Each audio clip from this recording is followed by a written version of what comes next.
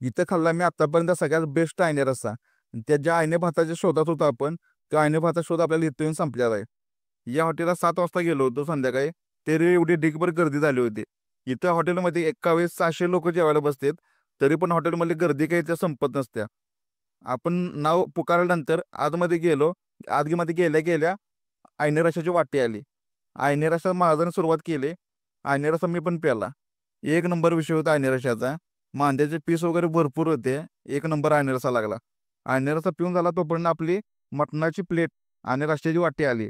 यामध्ये तुम्हाला काळं मटण म्हणजे काळ्या मसाल्यामधलं मटण, तूप लावलेली भाकरी, मटणाची क्वांटिटी बघा. पावशेरभर मटण देते ती प्लेटमध्ये आणि त्यामध्ये एकदम तुपामध्ये फ्राय केलेलं असते.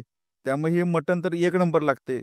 एकदम हार्ड विषय आणि काळ्या मसाल्याचा रस्सा पण असतोय आणि मटण पण असते. त्यामुळे तिची एक वेगळी चव लागत असते. हे रस्सा बिस्सा पिऊन झालं.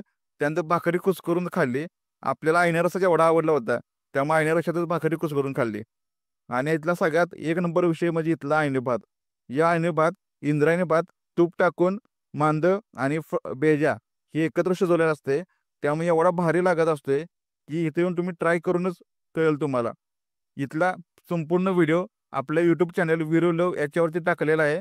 व्हिडिओ बघा आणि आपल्या चॅनलला सबस्क्राईब करा. भेटूया आपण पुढच्या व्हिडिओमध्ये एका नवीन ब्लॉग सहित.